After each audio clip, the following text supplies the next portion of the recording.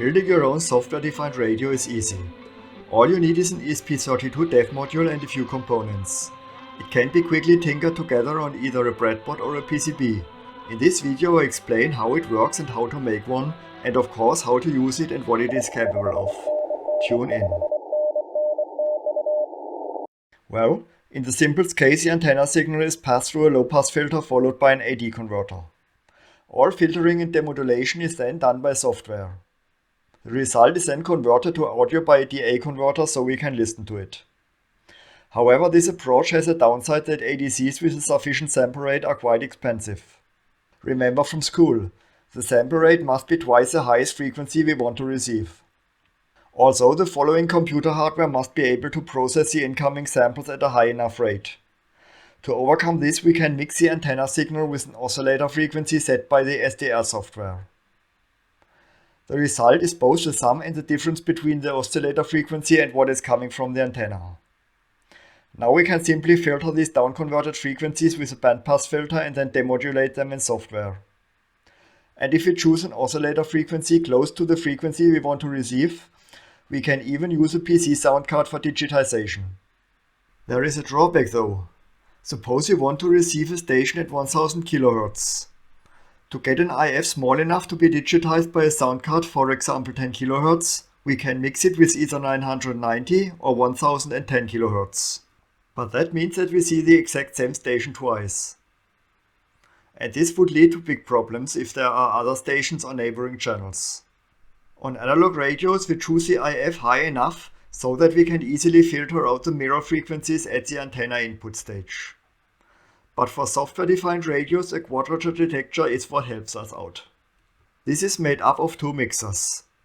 One gets the frequency of the local oscillator directly, the other gets it shifted by 90 degrees.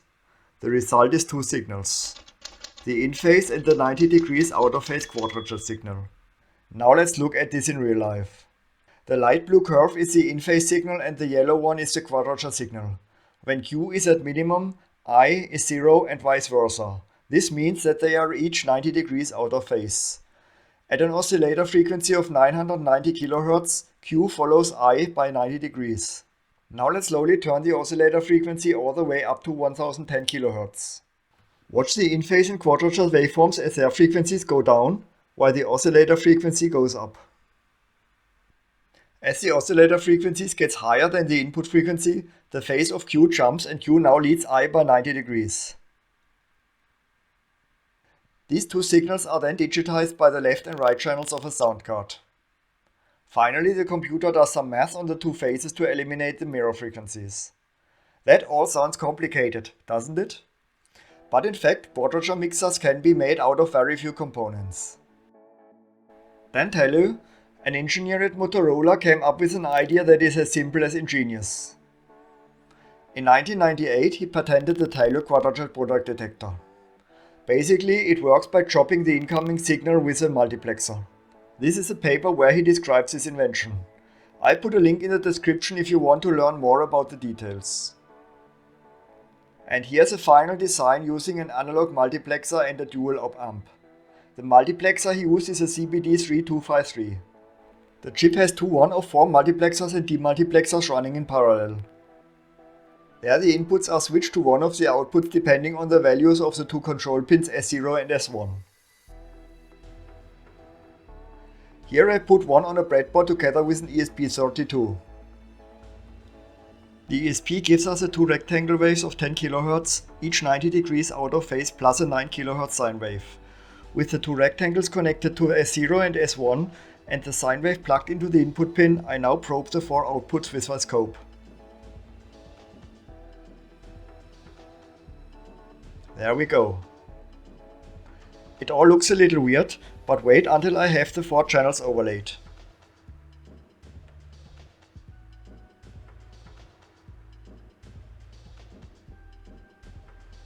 Now we can clearly see that the 4 output signals are actually the input signal we just chopped up.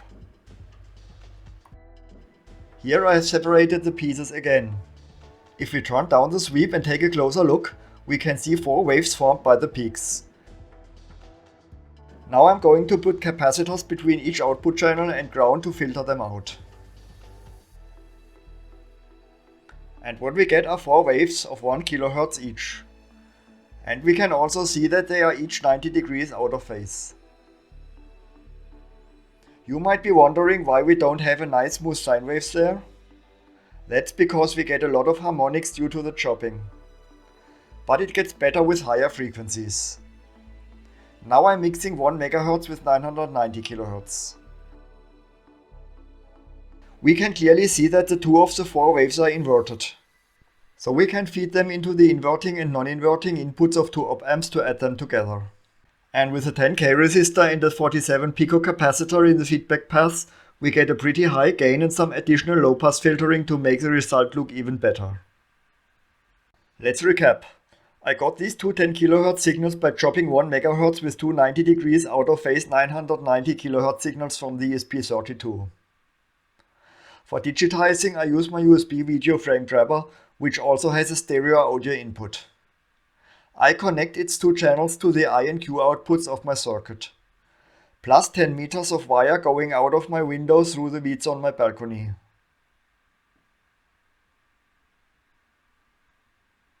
As for SDR software, I came across Quisk.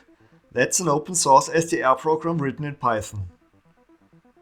Although it looks a bit sketchy, Quisk can be easily adapted to any SDR hardware by a configuration script. There is defined how it sends the oscillator frequency values to the ESP32 via its USB serial port. And what we can see there is the frequency spectrum of my I and Q signals. At a sample rate of 48K, the sound card has a bandwidth of 24 kHz. So the program is overlooking a frequency range of 2 times 24 kHz or a total of 48 kHz. But hang on, if the bandwidth is only 24 kHz, why does Quisk see 48K all at once? Well, this is due to the ingenuity of Board-Rogers demodulation. Simply put, the phase shift between I and Q determines whether a frequency ends up in the positive or negative domain. Plus 90 degrees means plus 24 kHz, minus 90 degrees means minus 24 kHz. Plus and minus of the same value result in the double of the same value, so as a side effect we can observe a wider spectrum. What? Bro, what are you talking about, man? Notice the small gap in the middle? Here the frequency is 0 or very low, so the sound card cannot sample it. There is also a lot of noise around it. This comes from the sound card itself, so it is important to have a good quality sound card. We have a more or less blind spot here. The level also drops at the end. Here the sound card's anti-aliasing filter kicks in, reducing the effective bandwidth. Let's go hunting for waves now. To tune to a specific frequency, we can either hover the mouse over a digit of the frequency input fields and turn the mouse wheel forward or backward. Or we can click on those little arrows to change the oscillator frequency in 10 kHz steps. If we see something that catches our interest, we can left click it with the mouse. Well, at first glance this looks like a radio station, but now it appears to be some kind of interference. Let's keep searching. Look at this beauty. Indeed, there's a station coming in loud and clear. How cute! There we see the carrier and more or less symmetrical to it the 2 sidebands. It's absolutely amazing how efficiently the Taylor detector works, considering that there's only a simple wire as an antenna. But there are limitations. One is that the highest frequency it can receive is 20 MHz. This is the maximum the ESP32 can generate as 90-degree phase-shifted oscillator signals for the Taylor detector. You can see that at such a high frequency the waves look pretty much distorted and the duty cycles are no more 50%. With this, the suppression of the mirror frequencies doesn't work anymore. A breadboard is also not ideal when it comes to high frequencies. So what about building it on a PCB? Here I want to thank my partner PCBWay. They provided me with these highly accurate PCBs. High accuracy is crucial for this project because I want to extend the circuit with a chip the size of a grain of rice. So look how precisely they worked out all these details. Now let's solder. Here I'm roughly fixing the grain of rice chip on either side. Then I take away the excess solder with the soldering wire. With plenty of flux and a heat gun, I make sure the solder finds the right place between the pins of the chip and the pads on the PCB. And as a last step, we need to check with an ohmmeter that there are no shorts between the pins and that they make good contact. If you find that all too tedious, you can of course order PCBWay's assembly service. All in all, soldering a PCB is fun and done in no time. And with the ESP module and the op-amps in place, the board is ready to go. 5 of these beautiful PCBs only cost $5, so check it out. The tiny chip I mentioned earlier is the SI5351. This is a clock generator IC that can generate frequencies up to 160 MHz independently on its 3 output pins. Here it generates the 90 degrees phase shifted signals needed for the Taylor detector. But it can only do this for frequencies above 4800 kHz. So when we change the frequency in QUISC, the value is sent to the ESP32 via serial. Below 5 MHz the ESP is the oscillator, above that it's a grain of rice chip. I have to point out that the 5351 is optional. The receiver will also work fine without it, but we will meet the restrictions I mentioned previously. Let's take a walk through the shortwave bands now. I plug the ESP module into an USB port, then at least 10 meters of wire to the RF input and the right and left channels of the sound card capture device to I and Q. And now let's start chasing for waves. To find out which station it is, we can go to shortwaveschedule.com. There we find a list of currently active radio stations sorted by frequency. The frequency displayed is 9459.5 kHz, and in the list we find Voice of Turkey in Ermiler at 9460. With 500 kW it's one of the strongest stations. And judging by the music, it's definitely Turkish radio. Let's check this one.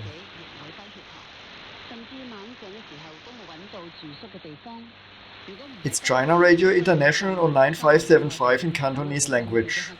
And to my ears that sounds like Chinese. The transmitter is located in Beijing and also transmits with 500 kW. Let's try the third and last one, because all good things are 3. All India Radio in Bangalore. What bothers me a bit is that the frequency displayed by QUISC is 500 Hz lower than the actual frequencies of the stations. That's because neither the ESP32 nor the 5351 is crystaled as 100% accurate. Of course this can be corrected in the software, but for now I leave it as it is. And there is some CW going in the 40 meter ham radio band.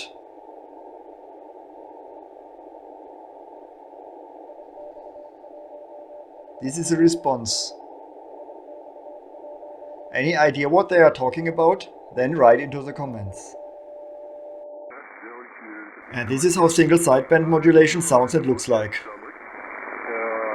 you looking at a small town? Around 85 kilometers north from Baltimore City. This is the valley around the Marquette. The elevation here is around 540 meters. 540 meters above sea level.